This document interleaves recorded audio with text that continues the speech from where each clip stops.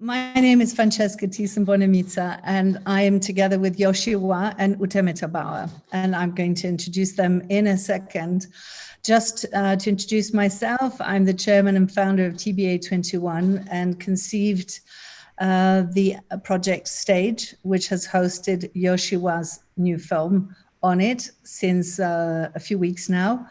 And we are very excited that it will be part of the DIF Festival, which is the Dharamsala International Film Festival, which I've been a part of for the last 10 years. So I'm very, very happy that to be here with you. And I will start right away by introducing Yeo Siew Hua.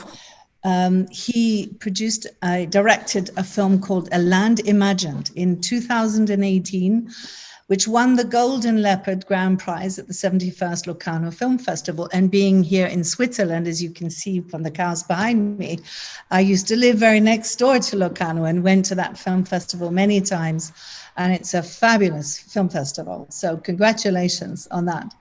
And you are in Singapore's entry for the Academy Awards in 2020 this year, which is amazing. And the film, which is internationally distributed also on Netflix. So it also won the Best Original Screenplay and Best Original Musical Score at the 56 Golden Horse Awards.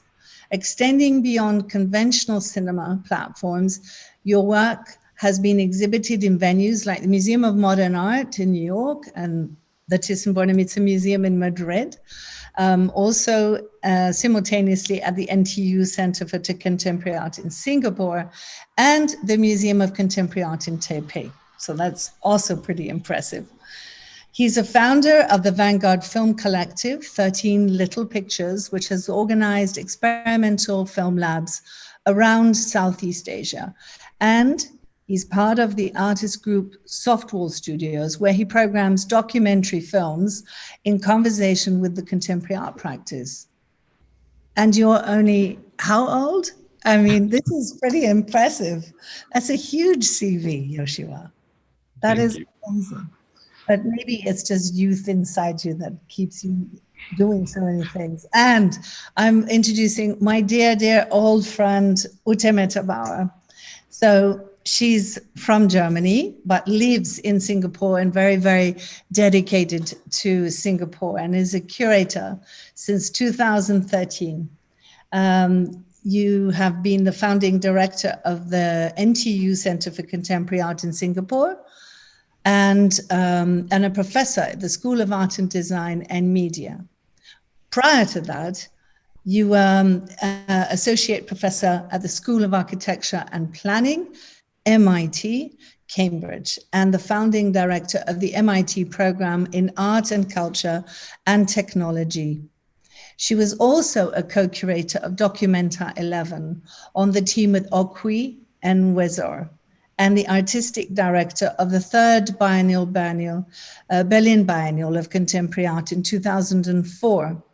And in 2015, she co-curated with MIT LIST Center for Visual Art director Paul Ha, the US Pavilion at the 56th Venice Biennial, featuring video and performance pioneer Joan Jonas, which we have a long history with as well. So that's an incredible thing that we have together, which this particular project for the American Biennial received honorary mention for the best national pavilion at the Biennale's International Jury. She was the expedition leader at TBA 21 Academy, the current, which is was between 2015 and 2018, exploring the Pacific archipelago and littorals that are the most impacted by climate change and human interventions. So I'm the founder of TBA 21. I'm also the instigator of Stage, which is our new online platform, which has led to this collaboration with Yeo Siew Hua. I'm also on the board of the Thyssen-Bornemisza Museum in Madrid since it's about 16, 17 years now. And my history with the Dharamsala International Film Festival is long lasting, and my friendship with Tenzin Sonam and Ritu Sarin, with whom I've done many expeditions and collaborations with His Holiness the Dalai Lama. So, in fact, my relationship and my support of the Tibetan people is what really led to my support of the Dharamsala International Film Festival, because I believed very much in Tenzin and Ritu's effort to bring an international mindset to this community of Tibetans in Dharamshala and Maklok-Ganj. And film and the language of film and the possibility of making film around the world should not be too far from the Tibetans as well. So there have been since many, many wonderful films produced by Tibetans, and they have been greatly encouraged to join this incredible network of filmmakers that the Dharamsala International Film Festival provides for them. I'm really very proud to be part of all these projects, and I'm actually humbled because so many of the conversations that I've had with Tenzin and Ritu over the years, joined by the conversations that I've had with Ute, are what really have formed me as a person on a very personal level, and given me the sort of courage and inspiration to do the work that I do with TBA 21. It has formed a professional ethic that I really adhere to, that I feel very strongly about. And I will go into more of that later. But first, I want to hand over the microphone to Ute, because she has been the pioneer of this incredible Center for Contemporary Art in Singapore, which is attached to the University of Singapore. And I think that one of the parts of this as well beautiful museum and exhibition space, which she manages and directs, is a residency program. And I think that Yeo Siew Hua has been part of this residency. And I would like to ask her to tell us something about this program and its future, and how you actually got in touch with Yeo Siew Hua.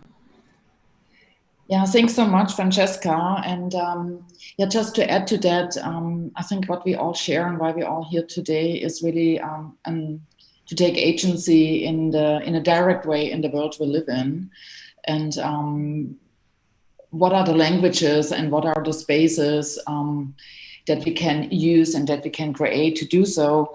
As you mentioned, the residencies, the residency program is very interesting because it hosts both Singaporean artists and artists from Asia, but also from other parts of the world. And we always think the best is if people make friendships, if people meet people, and out of that something develops. We have a research residency which allows to give artists the time and the space to think about new projects and to maybe get a bit out of their day-to-day, which is today equally busy than that of curators or like of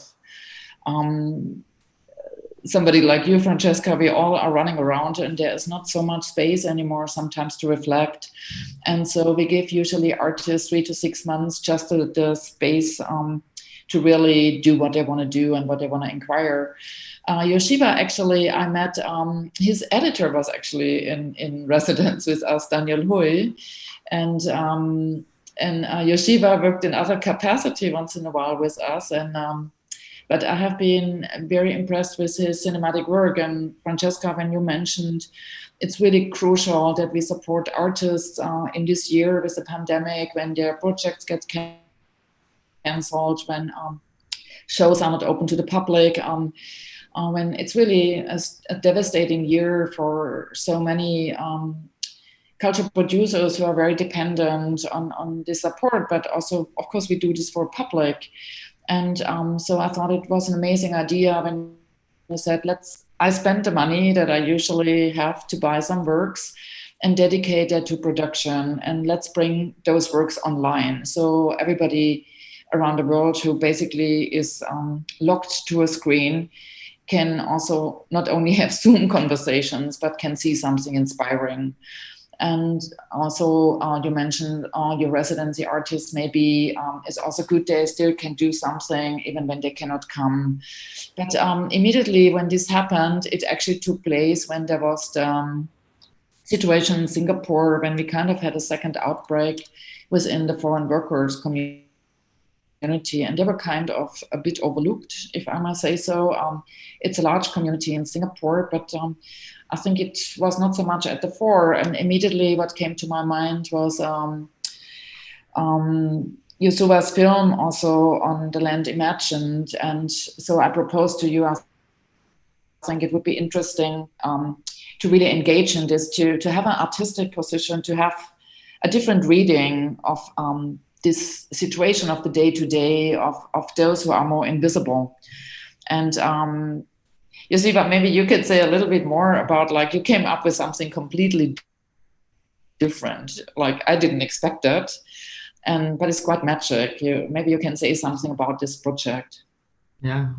No. So first, thank you very much for having me here, and also to, I guess, importantly, to kind of revive this project, because actually this is a project that I sort of started already earlier on, even before you guys contacted me. But maybe I will just talk about how it all started from the start for this film, An Invocation to the Earth. It was really a film that I at first conceived and made for the Singapore International Film Festival for their opening. Yeah. But it was a much shorter version, because they didn't have the programming time to let me expand the full work. So when I was approached again by TBA to do something, and it was sort of during this very difficult period in the lockdowns, right? So we were all really stuck, and I felt that I think it was at a time where we were feeling like, are we shooting too much? Are we already creating too much content in a way that, like, maybe it's time for me to recycle, sort of relook and recycle on what I've already done, and then to represent, and then to re-edit, and to recreate the work. And so that really gave me the chance to sort of bring back this older project, to remake it into the way I had wanted it to. So on top of that, I also really wanted to travel out of the confines of the four walls. I think it was important to transport myself and my audience, outside to the spaces of the forest, which, there was a very strong need, for us to travel, even if not physically at that point of time, to be able to do it in a spiritual sense, yeah.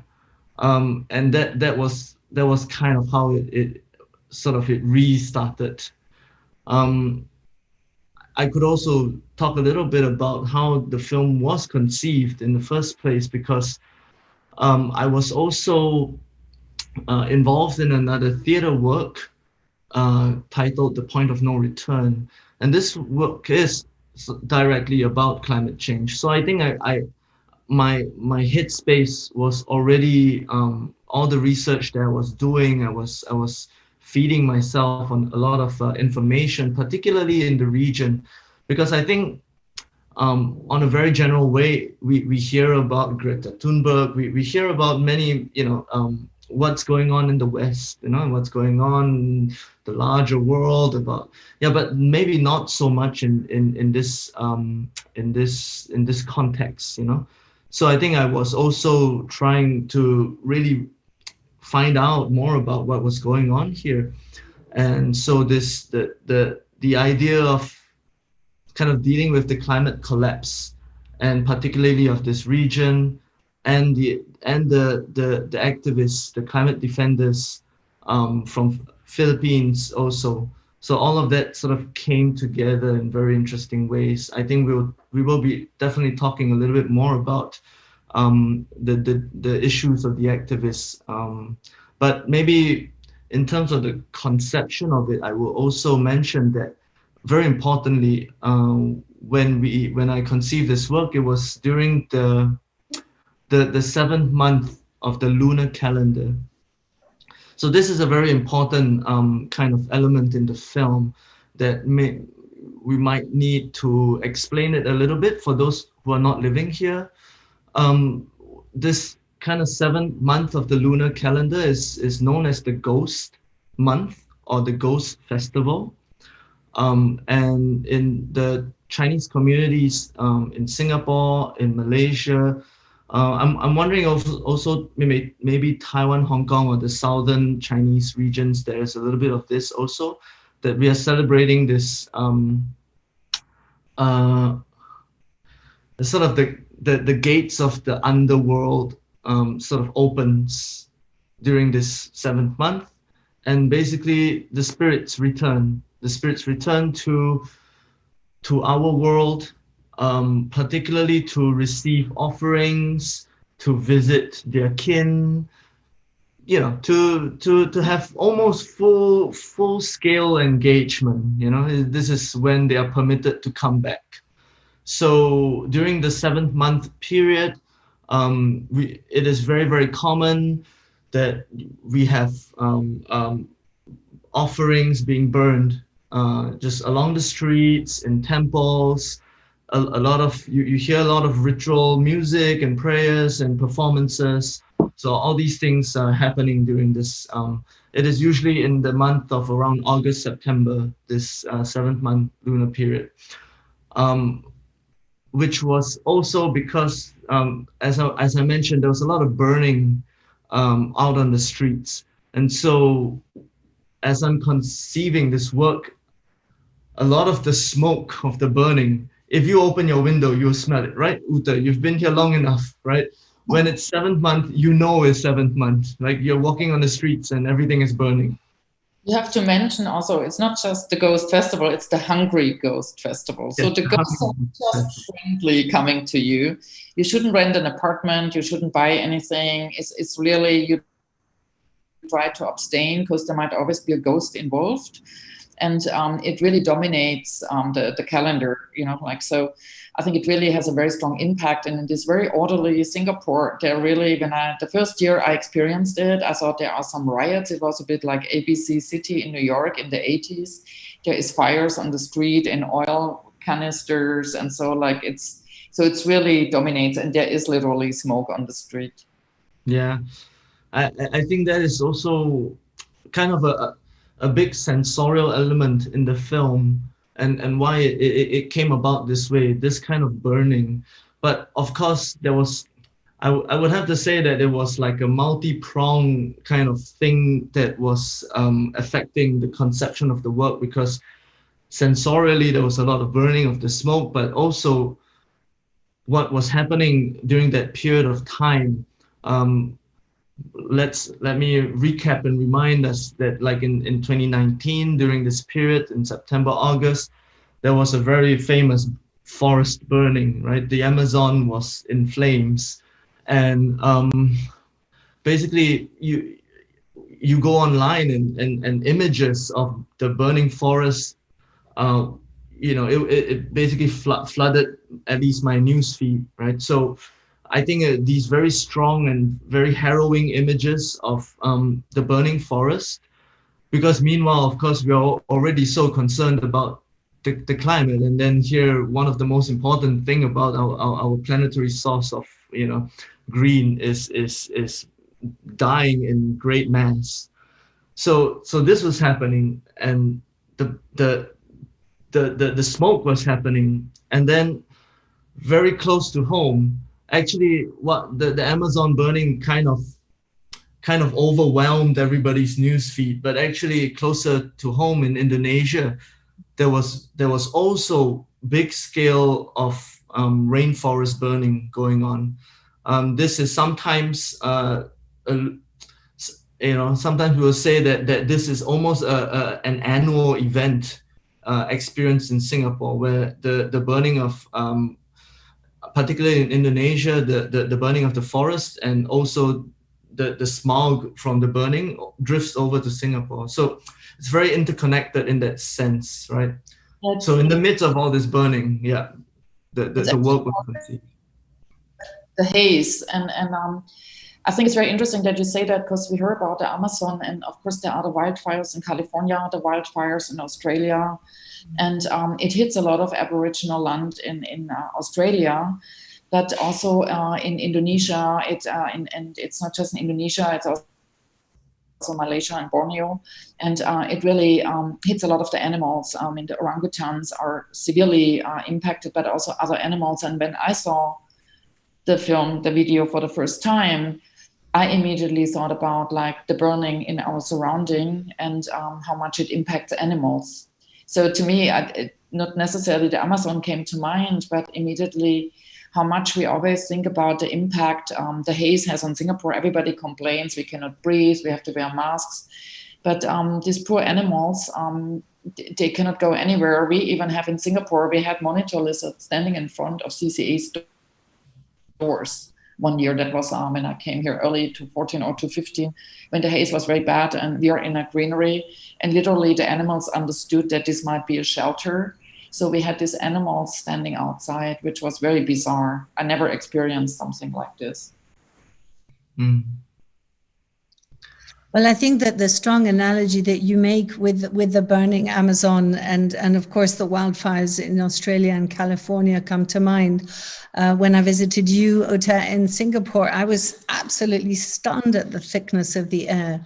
It's something, it's difficult to even get accustomed to, but when you arrive there as a foreigner and there's this dense, humid, smoky air, which is all coming over from Indonesia, from all the palm oil forests and all the destruction of the forest there. I mean, I think we forget, how much of an issue it is when you're there, when you're literally on the spot and you're faced with that reality. And one of the images that struck me the most happened during the beginning of lockdown was how people in India suddenly were able to see the Himalayas, because their smog and their smoke, because they also burn a lot of things in India in the forests, and of course there's a huge coal industry in India, which is really clouding the skies in a massive way.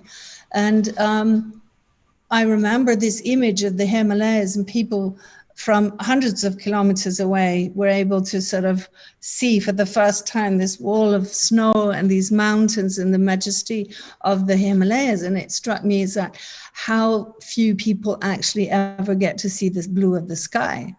And how rarely, you actually see the color of our planet whilst everything is so dulled by this gray smoke. But I really want to get to a question to you, Chris, may I call you? How do you actually work, and how do you see film and the art as a medium to discuss the explosive topic of climate change? And how can these two things sort of really speak up for these ecological challenges that we have? And how do you want to work with it? And how do you see this films of yours engaging with these topics? Yeah, actually, this is a really tough question, no? This, in the sense that I think we're really all trying to find our own language to engage this topic, right? It's not just in films, but because I work through films, I think this is something that I think about a lot. I think for me I could be making a more documentary type of film, right? I mean, if we're trying to bring in awareness, and I think that is something on the outset already something very important to do, and a lot of people are doing this, right? and it's very good work that they're doing with trying to highlight the issues, right? I think the way I work through my films, there is still this more human approach, in the sense that it's character based, that is very bodily, right? Which comes out in the work in Invocation, this dance, right? But at the same time, that some kind of spiritual nature, something that maybe I will talk a little bit about, which is this Hungry Ghost Festival. Just to come back on this point, because ultimately what was happening a lot during this Hungry Ghost Festival is that there's a performance, and you're performing for the ghosts who return, right? So there's this kind of dance element, and so this actually becomes the backbone of the film of Invocation. Maybe you don't realize it at the start, but actually there is this dance that's being performed in a very bodily way. It's performed for actually the ghost, even more so than the audiences and the spirits who return. And these are the spirits of the slain defenders, the activists. Yeah. So again, I'm trying to bring back this idea of the human agency who was working through it. And I think with film, for me, because film has this very powerful effect of storytelling, that because of the way that we can play time and characters. And so the storytelling is really what I think can embody these thoughts of dealing with the climate, because actually we're looking at the climate, and at the end of the day, we're still needing to appeal to humans. What are we? What is it that we can care for, right? Sometimes it's very hard to try to, you see, in Invocation, I was trying to work between the concerns both of the human but also of the animal, right? Because we are bringing back the ideas of, the animals in the space of the forest and what is happening to them. But at the same time, these are actually anthropomorphized forms of the dancers. It's just that they are possessed. They are possessed by the spirits to reenact this dance.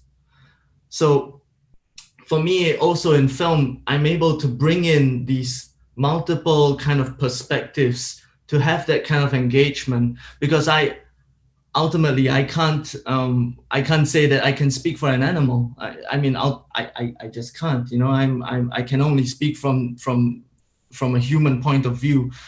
But how do we extend these empathies through bringing in all these perspectives, and then to perform it in a more bodily sense? I think it's the way for me to engage this. What you bring up is the word empathies, because that's the feeling that I get very, very strongly when I watch Invocation to the Earth.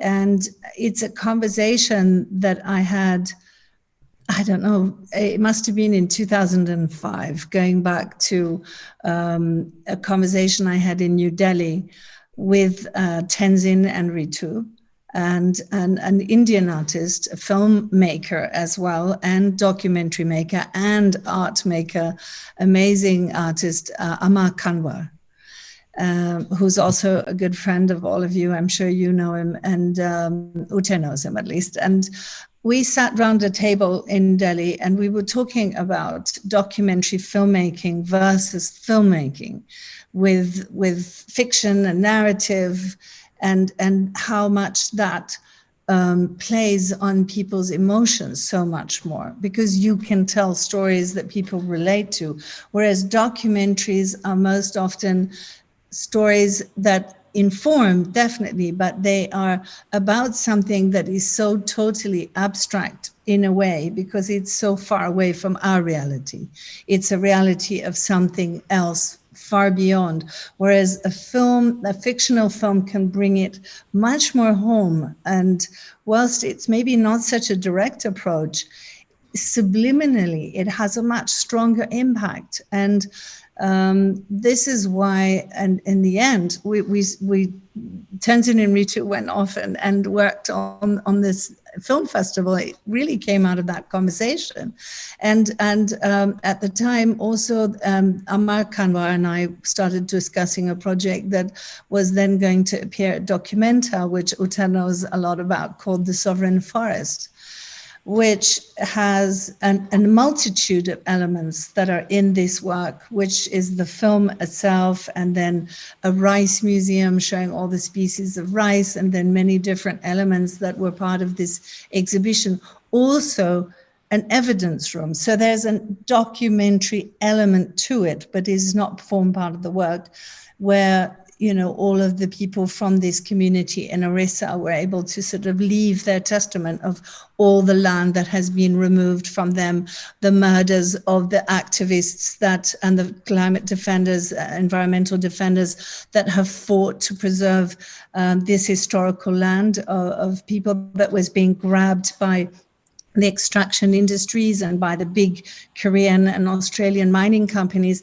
Very much a similar story than what you're describing in your film. So the way I see this slightly is that you are a new generation of artists using this medium, which I think Amar was really one of the pioneers in doing, also together with other artists that we have in the collection. And I'm very proud of that we've sort of encouraged and supported artists in the making of works that tell those type of stories, but in a completely different poetic way, and invoking spirits as well, and histories and indigenous voices and truths that really are things that if you're cutting them into a documentary, they lose all their power.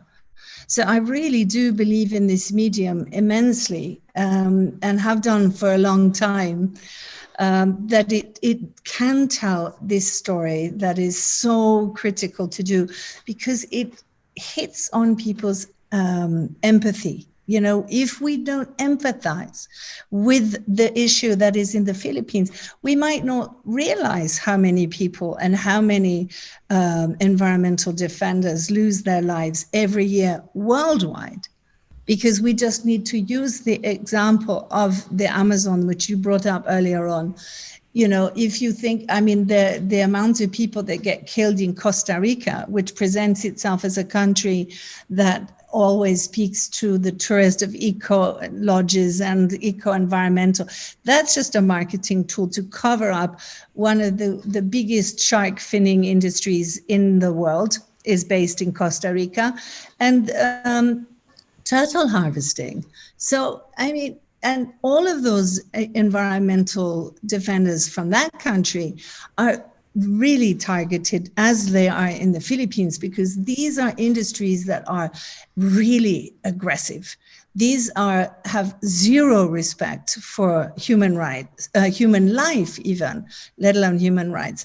And if you are an environmental defender, which I think it's so interesting that you brought this into the film, because it's something that I know about and I've heard about. And then you are the first person who's really brought this into this narrative of how people risk their lives to protect the environment. Can you tell us a little bit about that and what drove you to bringing this into the film? Yeah, I think it was really first the numbers. Reading, I think it was Global Witness, but basically there was a report on how in the first place, in the Philippines there have been reported, it's the largest, at least in 2019. I haven't updated myself this year, but at least in 2019 it was like the largest amount of environmental defenders getting killed. And then once I started looking up on it, it is systemic, it's structural, because it is killed with impunity, and that's why this thing can perpetuate even more, right? People living on the lands, land grabbing, all of that, right? And this was a very shocking number, but at the same time, I think I was trying to find a way to not make this a statistic, right? I think very oftentimes, and maybe this is something to do also with like Land Imagine, because we were talking about my previous film, you have these kind of issues of the human condition and suffering, exploitation. These things become a number. Yeah. And the number is so huge, and sometimes you understand how you are even complicit in this number, right? Of creating this number. And so when this number becomes so huge, I think people sometimes shun it out. It's also what's happening with COVID cases, the kind of human suffering just becomes incomprehensible, and it becomes there is no more sense when the numbers get bigger like this. And I think for me now, it's like, how do I find also ways to bring back the name, bring back the face, bring back the humanity of the number, which is a statistic. And so in Invocation to the Earth, I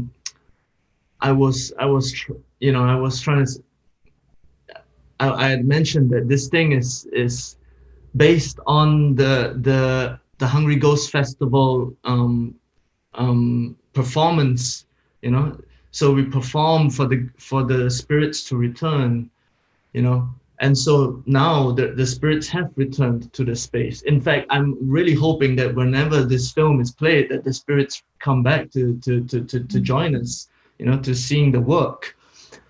But then I also wanted to bring them out, right? And so I was devising this kind of like facial recognition, and that's also the really interesting thing with film. You can always kind of bring in these kind of elements to make the invisible perceivable, right? Can you say a bit about this? Because like at for those who have not seen the film, you have first the two fable animals. There is the mouse deer and there's the crocodile, and they become, basically the humans become the animal, they embody the animal.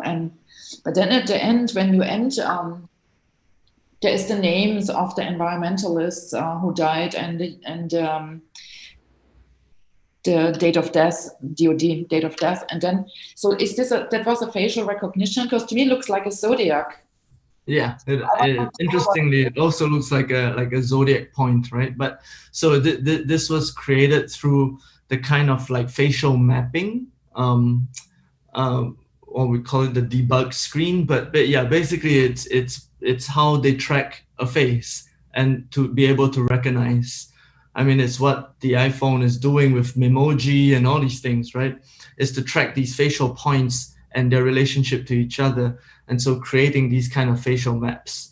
Yeah. And for me now, it's like, okay, they are dead already. The environmental defenders, they have given up their lives to their cause, right?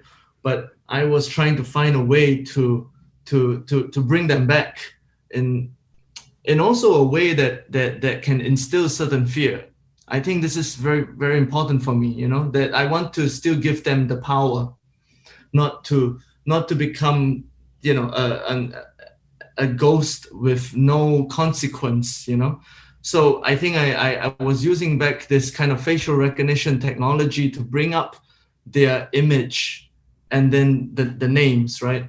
And I think for me, more often than not, these kind of technologies are actually used against the activists in their activism work, right? We're talking about surveillance, and we're talking about all these certain government laws to surveillance and then to apprehend, to criminalize activism.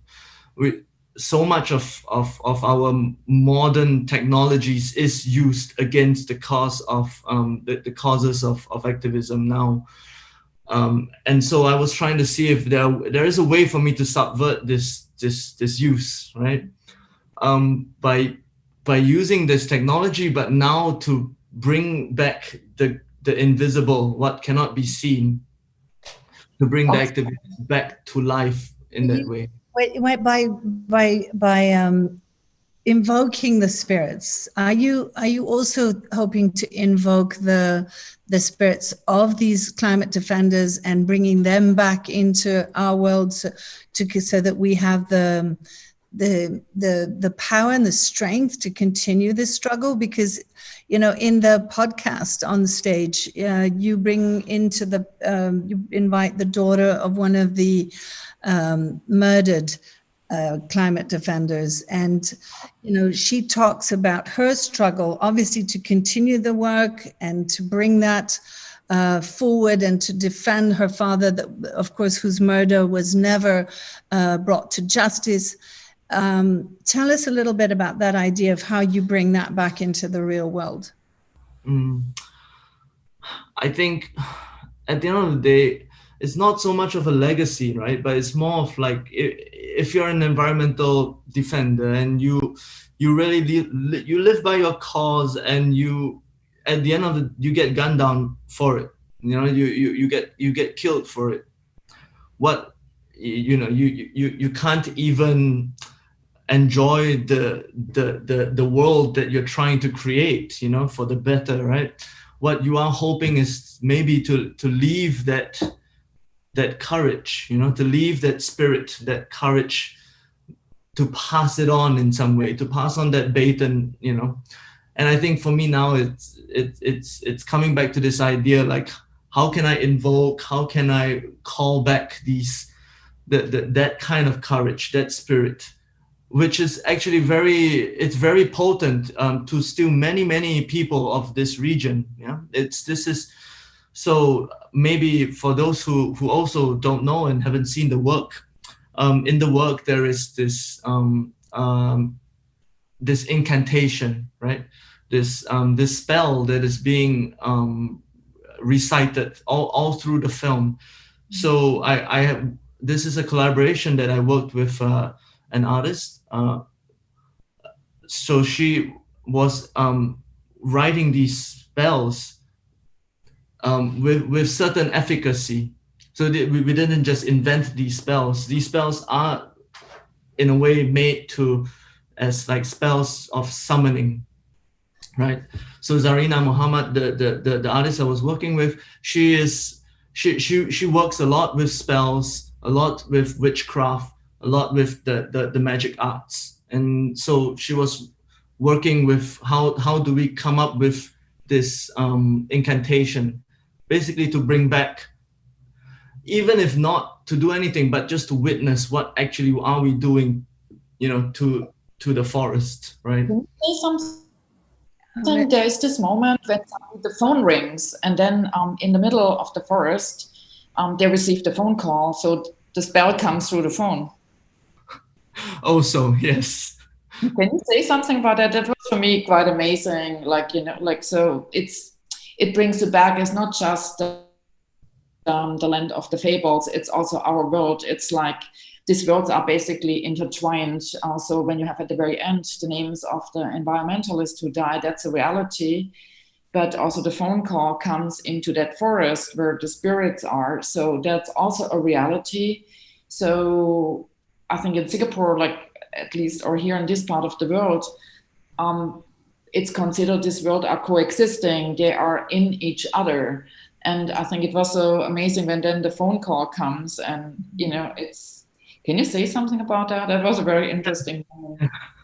I think in my more recent kind of works and what I've been looking at, I've always had, I think there's a problem with how we are always looking at the spiritual kind of sphere or the spectral sphere, bracketed and cut off by itself. that what is technological is not spiritual, right? That spirit and tech, they don't come together.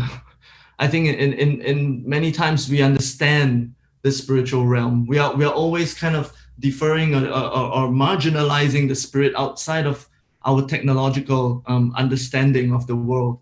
And I think what I'm doing with kind of bringing back this kind of facial recognition technology onto basically the spirits inspectors, or to say that in some ways the spirits are traveling also through these kind of like radio waves, you know, like our telephone waves. This is for me a way to bring back, because ultimately all these technologies are forms of communication, forms of clairvoyance of some sort, and to have the two worlds come together through this kind of technological link is something that I've been recently thinking a lot about. In fact, talking about Joan Jonas, do you remember this? So NTUCCA brought in this kind of like paranormal ghost investigator guys to give a talk, actually. And I attended this talk at the CTA. And this talk, there was this guy who was using these kind of electromagnetic instruments to pick up on spirit activity in that spaces. In fact, we went around the Gilman Barracks to test the instruments out and to see which areas in Gilman Barracks are actually a little bit more kind of spiritually potent. Right? Yeah. In fact, we found it, you know, because after all, Gilman Barracks is also an army barracks, and it has a history of during the war, you know. So this idea for me that so the spirit world has that kind of connection to even our electromagnetic instruments was already a nice kind of interesting way for us to have that dialogue between them, right? They actually found the ghost. I did not attend the talk, but I brought them in because they actually teach at the university, which I thought is interesting, that in here at the university you have a paranormal investigator who teaches at the university. He actually found a ghost in the single screen in the corner, which was very funny. He didn't find it anywhere but in our screening room, where our film is now being screened. Exactly. So I said that's normal, because like a film is like an after image. It's like a projection, and a ghost is a projection also. So they're always present. A film is present and not present. You know, is an embodiment but not there. And so I thought. So to me, I thought it's natural that the ghosts are in that room, because that basically every film leaves an after image in your mind, you know, like it starts to get activated after. And just to come back to the mouse, deer, and the crocodile, I was going to... You love that. Yeah, no, I thought when I heard that, I thought it's so interesting. But what I thought is so interesting that... in relation to the environmentalists who get killed, I mean, that's almost like the crocodile has won. But then you say in the fable, actually the mouse deer kind of like tricks the crocodile. So how do you, because it's on the one side hope, but then there are all the deaths that happen. So how do you connect these? Yeah, maybe it's also good for me to now just clarify this fable for some of the people maybe watching who don't know this fable. But this is a very famous kind of little folk fable in this part of the world, in the larger Malayan part of the world, right? This is the story of Sang Kancil, or the tales of like Mr. Mouse Deer, which this icon, this character of the mouse deer has a very important symbol in over here. In fact, we learn about this story, when we are, in primary school. Yeah. So it's like, as we were talking about, the fox and the hare, even like the tortoise and the rabbit, it's like that kind of children's fable, very well known here.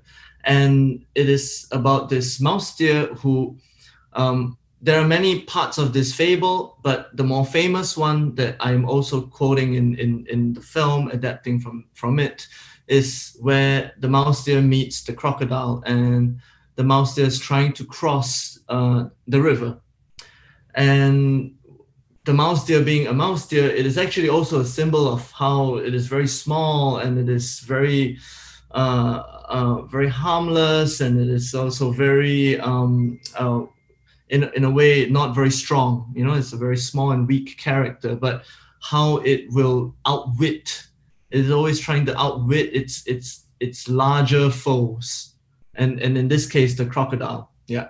And so the crocodile obviously wants to eat the mouse deer, and so the mouse deer says, oh no, the king is wanting to do a census. The king wants to count how many crocodiles are there. So it tells the crocodile to call all its family to come, and so all the crocodiles form a line, and then the mouse deer starts counting and starts jumping across them, and then before it know it, the mouse deer has crossed the river, and the crocodile doesn't get to have his lunch. So this is kind of the famous story of that mouse deer and crocodile play, and then it was later readapted to many different forms also, no? So in a way, I'm contributing to another readaptation of this tale in my film.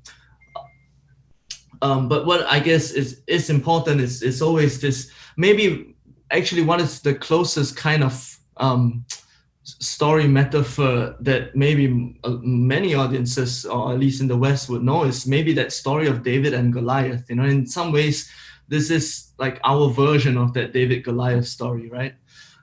Small defeating the larger, bigger, right? The one with more resources, the one who's more powerful. So I guess this is what is playing out, and how it is. I am trying to pick a performance for the spirits who the activist spirits who return. In the tradition of the Hungry Ghost Festival performance, the Gertai, right?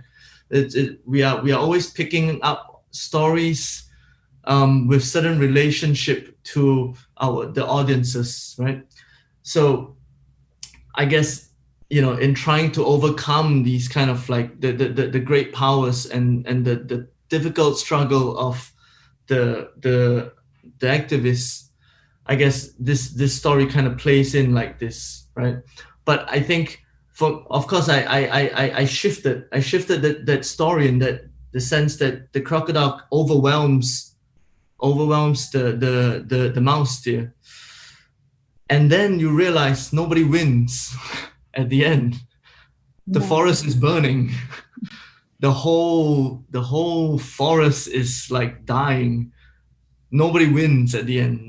Neither the mouse nor the crocodile wins. So, coming back to a fable, a moral tale, but, expanding out from there, I guess, was the intention of it.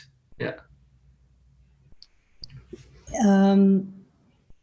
I want to ask you about your experience working with the stage, because stage was conceived at the beginning of the COVID, and we created it in order to create a platform to continue to commission and to work with artists that had most likely received, like all of them, a cancellation or a postponement phone call, whilst this whole situation is going to take, as we see, at least another 6 months before it calms down.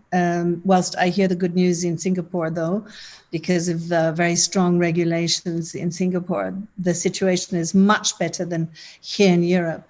But for the foreseeable future, this was a response. So we've commissioned these 12 artists, filmmakers, performers, choreographers to contribute to this platform a work.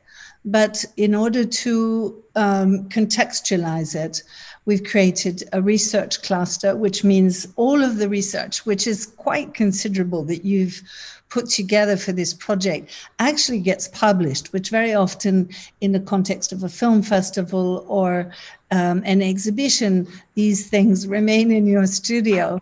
And I've been so aware of the incredible amount of field work and research that artists and filmmakers make at the moment.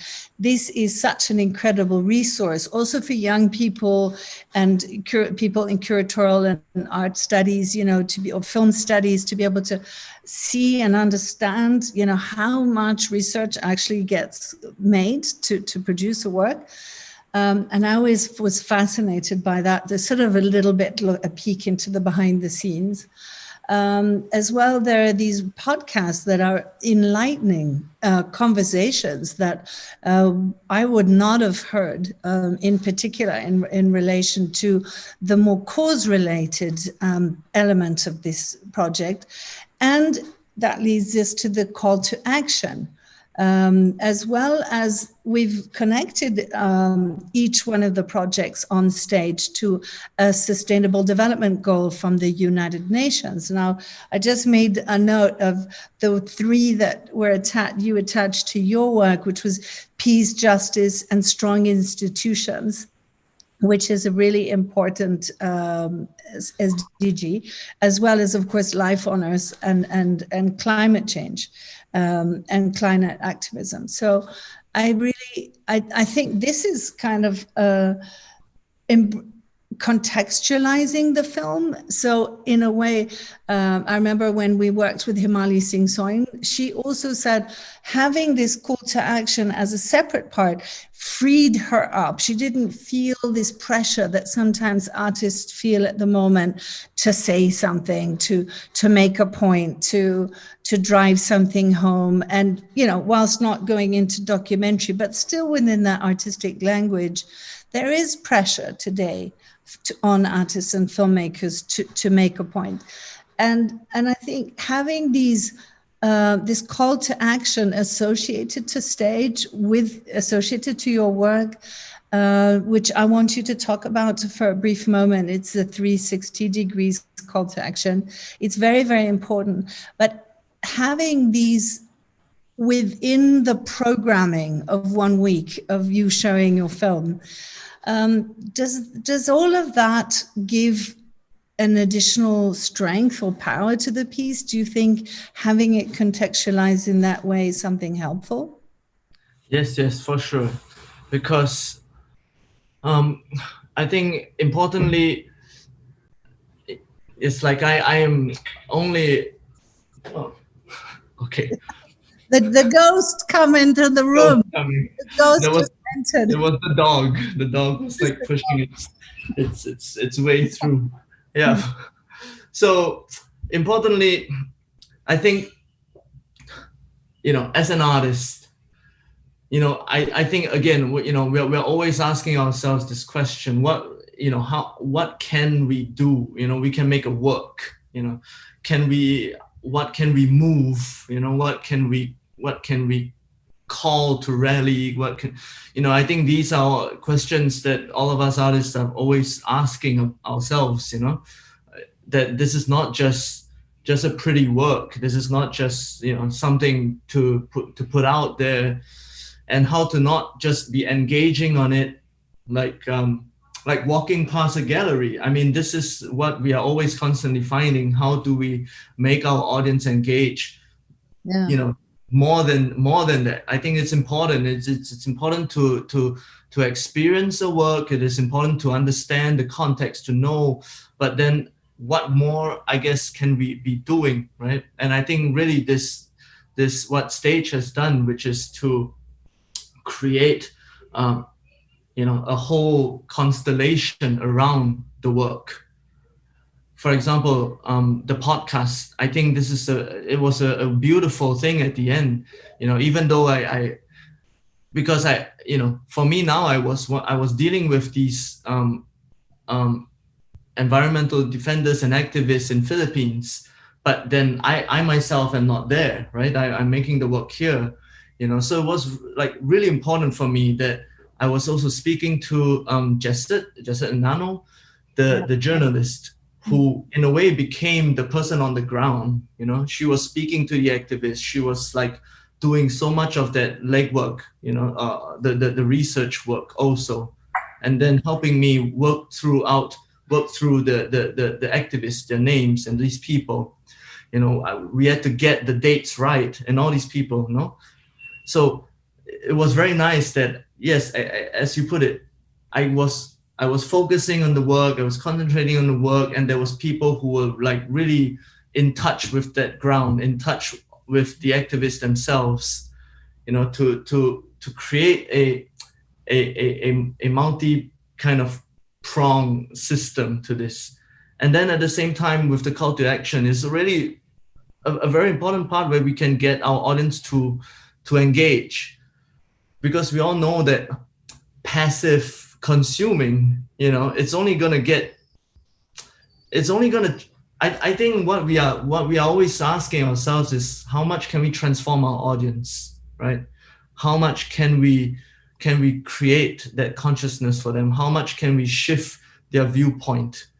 And passively watching something is it's a starting point, but 10 minutes later you're gonna switch to a different YouTube channel, and then this thing just becomes so much more fleeting, right, in the way that we engage now, right? So I think having that call to action, having people commit themselves to certain things, and in our call to action with this work, we attached the 350.org petitions, to try to get rid of this anti-terror law in the Philippines, right?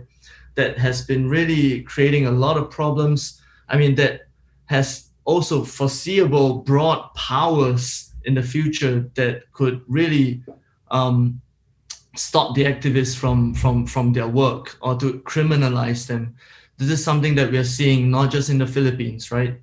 So many of this, in this region and elsewhere, that governments are giving themselves such broad powers, really to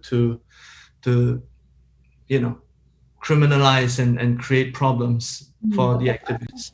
What I think is the strength of this work, and I mean, Francesca mentioned before, she invited me to work the initiative that she has on the oceans in the Pacific. And what was very interesting to understand how close the not just indigenous people, but people who live there, how much closer they are to the environment, because it's their livelihood.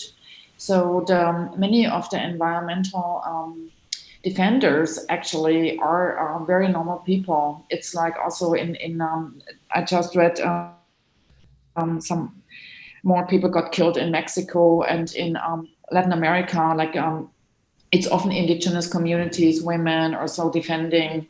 Basically, it's their livelihood, and I think the film that you make, this the Invocation of the Earth, I think it's also speaking to people who might not be climate scientists, etc. Because there is something very archetypical, and it goes back, as you say, like it reminds us of our childhood, and it speaks to a layer deeper. I mean, you call it the spiritual, but I think it's also the archetypical. And I think this is something that reaches us, how to say, beyond, Francesca said, like, it's beyond the documentary. It goes to a layer deeper, to an emotional sphere. And I think that is very impactful. And when Francesca and I were in the Pacific, it was also to look into the power of indigenous law, like customary law. As you say, also with the hungry ghost, this doesn't go away. These ghosts come back. You might be as powerful as you are, but it will haunt you. And I tell you, most of these super autocrats, dictators, they're usually very, very superstitious. I mean, so I think it's this notion that there is a haunting that will hit them at one point, I tell you, I think it's a very powerful tool. It's not just for children. I think it reaches this sphere. I mean, I think what you said, something to, that you said that they are normal people, and in the sense that you don't study to become an activist. You know, there is no career in being an activist unless you work for Greenpeace. Greenpeace has led the charge and made it work on, it's a volunteer work. It means you spend a huge amount of your time dedicating yourself to something with incredible courage and with the need to inform yourself immensely. So you'd practically need to learn law. You have to figure out how to fundraise. You have to bring awareness. You have to cultivate journalism. I mean, it is the most all-encompassing activity that any person could ever do without any fee, without any salary, without any thanks.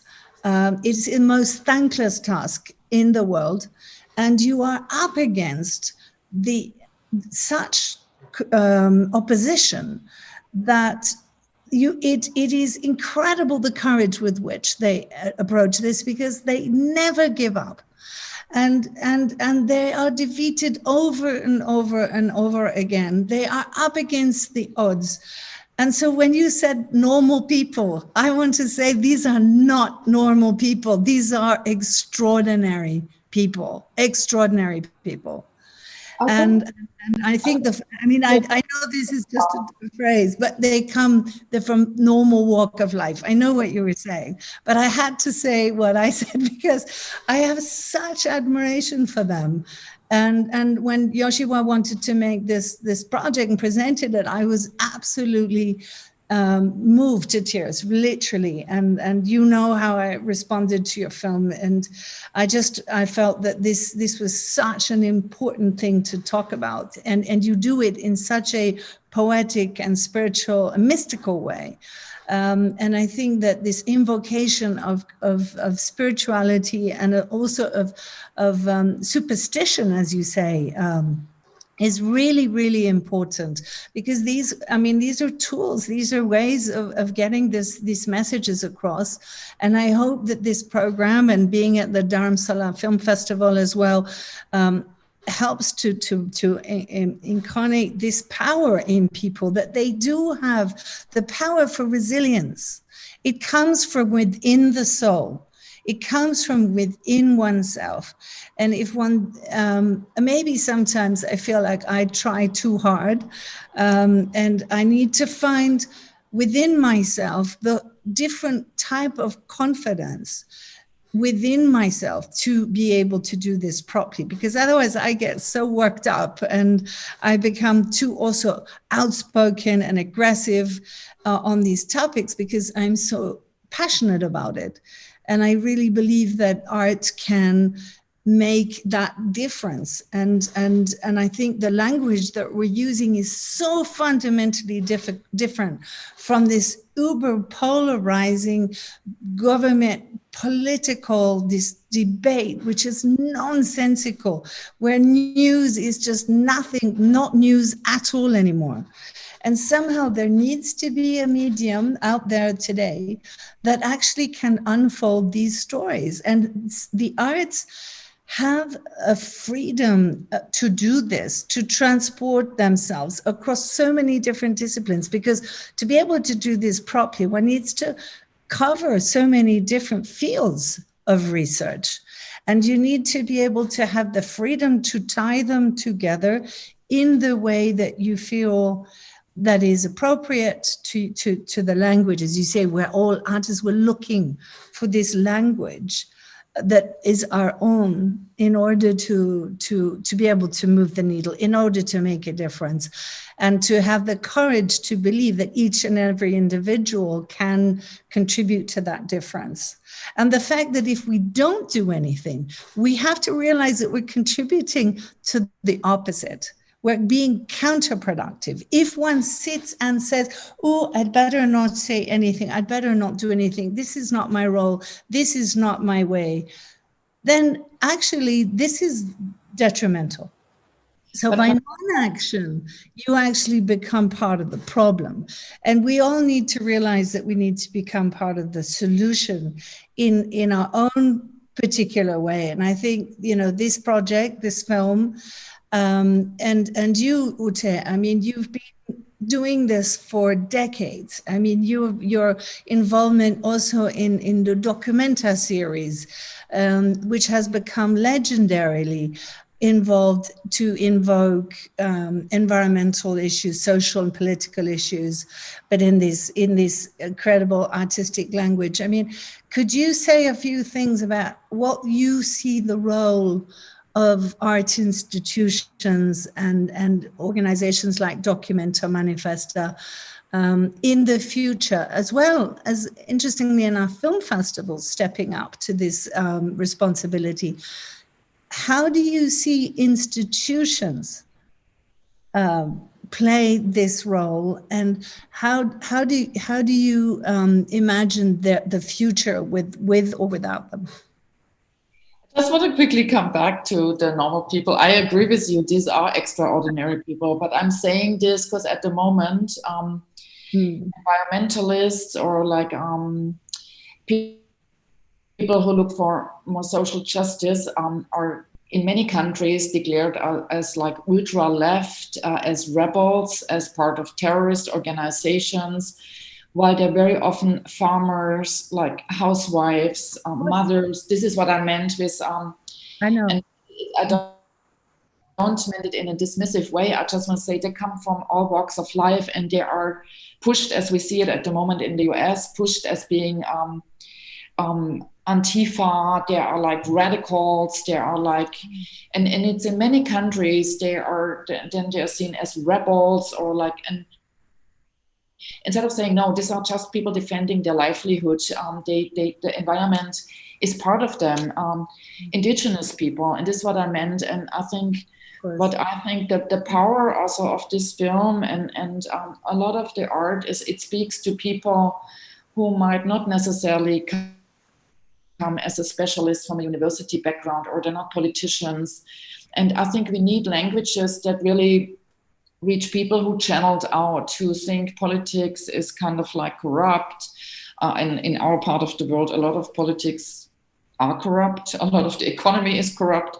So in what can people believe? And I think I don't want to romanticize the arts as a true thing, but I think there is something that can speak to us to see things from a slightly different angle, to engage with it, stepping a bit back. So stage is a good name for it, because a stage allows us to see something, to step a bit out and say, oh, have a look, and also a fable, a story, and then a book, and then to go back and say, oh, actually, that's true.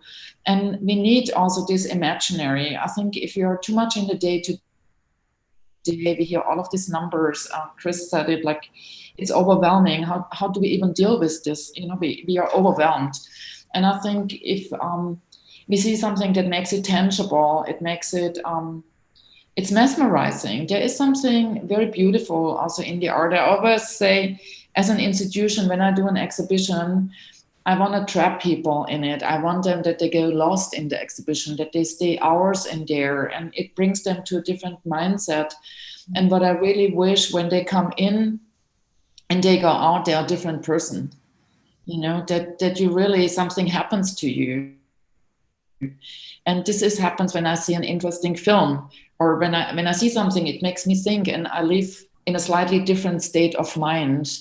And I think it's particular also in the pandemic or so, like when we saw, like in Italy, they were playing music on the street, and people hearing music on opera singer, and it took them again in something that we call humanity.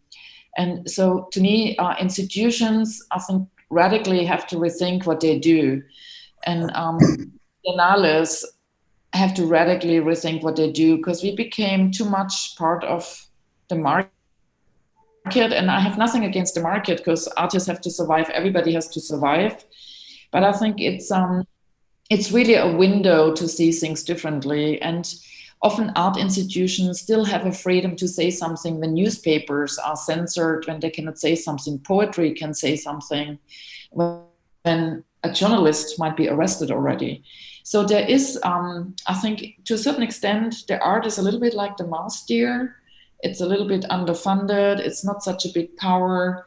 So it can be this witty kind of place.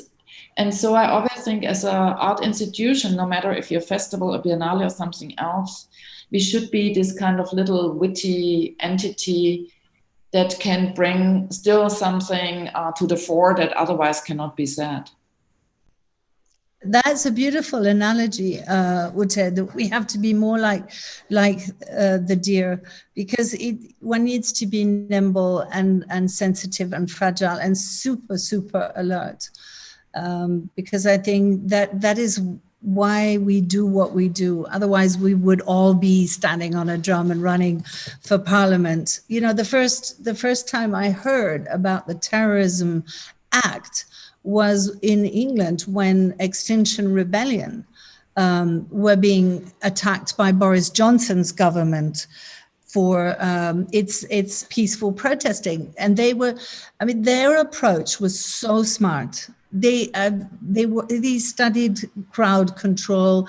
They empowered people. It's not always them doing it. There were all these different chapters. There's now going to be an extinct ocean rebellion as well, by the way. But this idea that a government would go to a law of anti-terrorism to prevent activists from doing their work is unbelievable. Peaceful work, right? Non-violent. And so when I heard about this law in the Philippines from Yeo Siew Hua, from you, Chris, I think this is something, like you said, this organization called 360 Degrees, who put together this petition in order, which everybody can sign, that's at the DIF festival, that's on live watching us on stage. Please click onto the call to action and sign this petition and share it with your friends, because nobody in the Philippines would ever have expected to be getting signatures from all around the world to combat this law, which is going to completely render powerless, if the climate change defenders and these environmental defenders. And I think it's so important that we speak together in one voice. So I would please ask everybody who's watching this program to please look at this petition. And you'll find it online on 360 Degrees and also, of course, on stage. I think this is where we come to an end. I think we've spoken for just an hour now, and or just under. But on the other hand, I would love to take some questions, but I don't have any questions other than the ones that we have prepared. So I don't know if anybody's been calling in with some questions. Maybe we should take a break for a moment and just see if there are any questions that people want to ask us. Oh, because we're not online. We're not live. This is the truth. We can do imaginary questions. Yeah, no, but Ute, you've got questions to ask, because I've been asking all the questions. I know you have a lot of questions. No, I was just very curious, because I think to me it's very interesting, because you brought this up, Francesca, also with Amar Kanbar, and I see, and also Chris, in your work, you use different languages, like your feature, Alain de Match.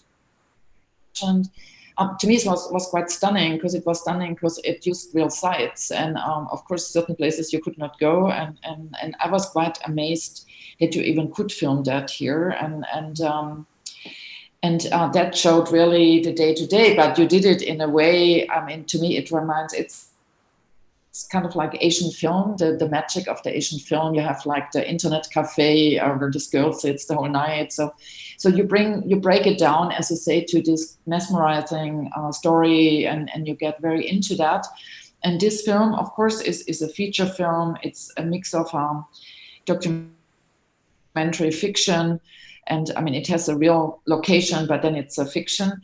And then the Invocation to the Earth is a fable. It's much more mystical. And so, can you say a bit about these languages that you use? Because obviously, you use them both very, greatly. Yeah.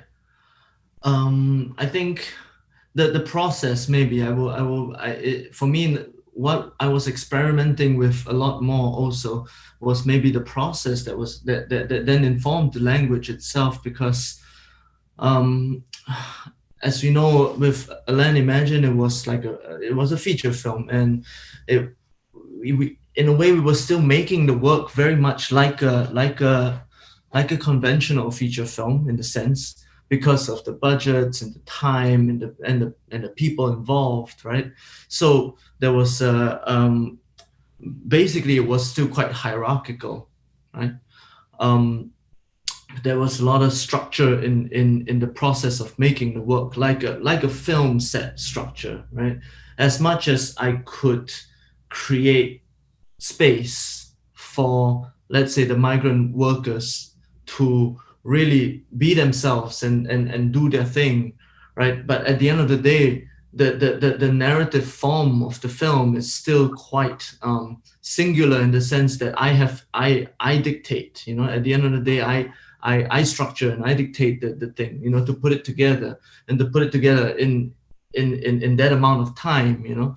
Whereas I think that one of the great things about me doing also shorter works with visual arts and just freeing myself of certain of these structures to create a much more collaborative kind of work effort here, even though we are talking about, you know, a similar kind of agency, you know, to work on you know, people who are being exploited, for example, or people who really, you know, suffer from policies. But for me now, using a much more collaborative mode of working, you know, whether is it the dancers, the Mike Chang, who made the mask and the effigy that was burnt, the tree effigy. I mean, I brought in a lot of different kind of artistic, creative minds to really work on this in a much more, I would call it, yes, egalitarian, a truer kind of collaboration than in a more fixed filmic kind of set, right? And I think that translates into that work. That really that there is something very organic with Invocation that came out through the interplay of these things. I literally was gonna say, okay, I'm going to try to relinquish my usual kind of like film director control here, right? Zarina, you know, let's work on this kind of incantation. But I can't speak for it, because I haven't dabbled in the magical arts enough to really know how this is done, you know. So I let her, you know, really have a free hand in trying to structure this. And then eventually, and then also Daniel Hui himself was also the editor to put it together, which also all of them had a very free hand. And when you work with artists in their own rights, you know, they really bring so much to the table, you know. They really, you know, me as the director, I get to be the person to string them up, you know. But I think more importantly is to let that collaboration happen, and then that language came out of that collaboration. You should also probably know that the dancers themselves, Chloe Shotrani and Kai, so they were their own choreographers, you know. I did not bring this kind of like big choreographer guy to come and, like, you know, twist their arm about it. Actually, the whole idea was, how do we summon the spirit of the forest to possess them into creating a choreographic work, you know. So there is no way for me to dictate the spirits, let's put it this way, you know. Yeah, in that part of the world I have no say. But that's the beauty, you know. Like, I think working small, working with my hands free, working with just this very minimal crew, working in it really freed my hand in trying to in experimenting. So I think how to coming out of this kind of very big film set, to really come back to have a free hand in creating a much more collaborative experiment, I think created that language in itself. Yeah. Differently. As the executive producer of the film, I also wanted to give you all free absolute reign. I mean, obviously, Yes. the way you put this together for stage has been amazing, and the fact that we've been able to collaborate on all of these other aspects of presenting the work, including also presenting it at the Dharamsala Film Festival, is like really very exciting. And I think that this film will go very far. It's a beautiful short. It's in good company in the Dharamsala International Film Festival. And I think that one of the things that it invokes so much in myself is this idea of letting go that you've just so brilliantly described, of allowing creativity to speak for itself, to have a voice, and we are just on the stage to make it happen and to facilitate that. And I think that's something that Ute does so brilliantly. And throughout, she stayed very quiet and very modest about her own role in this process. But Ute, I want to go back to this question that I asked you about, as an art practitioner, how you continue to see your role in nurturing these type of projects with the incredible eye and sensitivities that you have. I wish you would share some of yourself, please. No, you said in the beginning something about our residencies. For example, with the residencies, it's very interesting because they go by nomination. So I ask sometimes we have artists nominating, sometimes we have writers nominating, another year we have curators nominating. And I stay, as you also said, now I stay completely outside of it. I'm just checking gender balance, regions, and so. And I met so many new artists because of this. So I think to let go is also an incredible opening.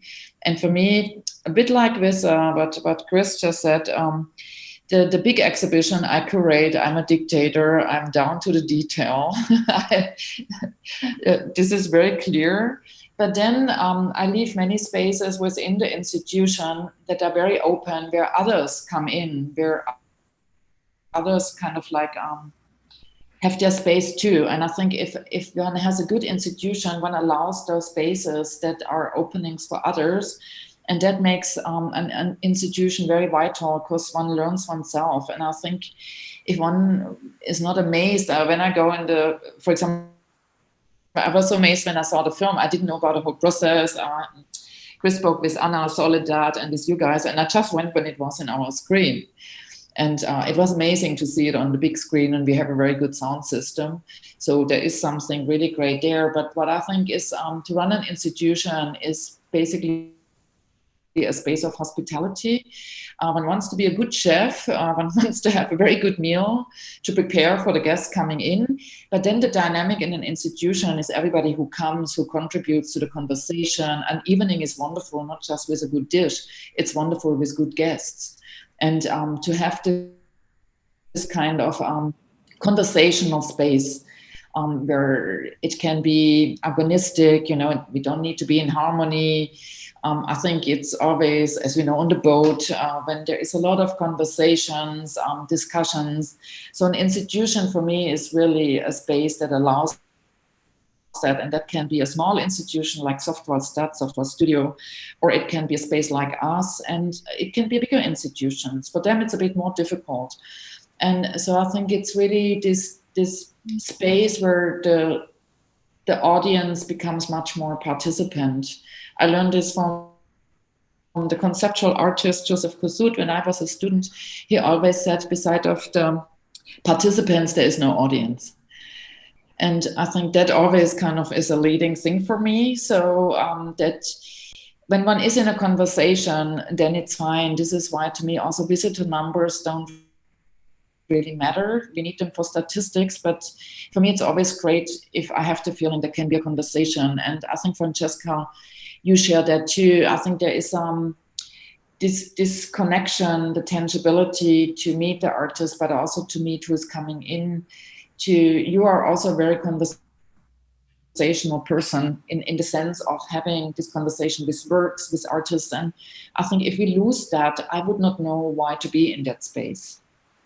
So for me, this is also the motivation to run an institution, because I greatly benefit from it, to have this kind of conversation that's enriching in one's life. So it's not that I do something for others, it really does something for me. That's so true. I'm so glad you said that. I think actually I started this whole conversation with how humbled I am to be in your company, and also the one of Tenzin and Ritu, with whose those type of conversations nearly 20 years ago were really life-forming in terms of pursuing this route of inviting artists to speak their truth and to do it in the most free and creative way possible, and to give that trust over to them, to have faith in artists, to be able to convey the power of the messages that they have through their work, and to trust in that process. I think that commissioning work is something you do a lot of, Ute, and luckily I've had the privilege of working with many artists to commission works that I think developed in very often a different way than when we started off, but then sort of unfolded in a much stronger way. And this is a relationship of trust and respect and of love. Actually, it's a gesture of love. And I think on that, I would like to close this amazing conversation. Yoshua, thank you so much for your incredible words. I think you've given everybody so much to think about with what you've said in today's conversation. It is really extraordinary to understand more about your inner workings and how you produced and directed this film. I hope everybody at the film festival enjoys it as much as we have. And Ute, from the heart, you are my soul sister. I love and adore you, and I respect your work so immensely. And you've really made us feel part of your world. And we want to continue to be that, and to be there to support you and the Center of Contemporary Art and your future in the region, because you have an exceptional insight into what is going on in Central Asia, in the Far East. Very, very few curators have, I know, the same experience as you do in that region. And it's been a joy and a pleasure traveling the Pacific with you, because Francesca, I would have never made it to the Pacific without you and without the boat, because I'm not an ocean person. You are now. I'm now. No, and this I said, I think it's it's very important, and I think that's also a message really to give also to younger people, is you sometimes have to follow a path when you don't know exactly where it ends. And I often followed invitations, having not a single clue basically where I would get to. Yeah. Yeah. That's the best. One has to have this. I don't follow invitations where I know where I'm going and I know exactly what sort of event I'm going to go to. No, you do that too, and I think filmmakers, artists are doing this. I think it's this being open a bit to the unknown and being curious enough. And sometimes you might end in a dead-end street, but that's okay too. And I think that allows us to do the work we do. It requires this openness and sometimes not knowing what one gets into. And I think then one gets enormous opportunities. I mean, I have to say that this invitation also was a humble invitation. It's not like you get a feature film paid. And I think it also requires an artist to say, yes, I'm going for this. And I think it's amazing with the Dharamsala International Film Festival that they believed they can do a film festival there. And so it's also just sometimes to think, oh, let's try and let's do it and let's see where it goes. And then a lot can happen. Oh. To both, I have nothing more to add. So nice seeing you. We didn't see us a whole year in our lockdown, unusual. And I hardly have seen Chris either, because of the lockdown, we met in a cinema in the dark. Like afterwards, we realized we're in the same film, which was also an amazing film about an elephant. Incredible film, The Cemetery. And so I think it's it's the screen allows us to meet, which I'm also very grateful at the moment. Thank you. So to all of you watching, you are part of this conversation. I hope you enjoyed it. We'll do another backstage soon. But in the meantime, thank you, Ute. Thank you, Joshua. And thank you for all the team in Prague that made this possible. And thank you to Tenzin and Ritu for hosting this on your website.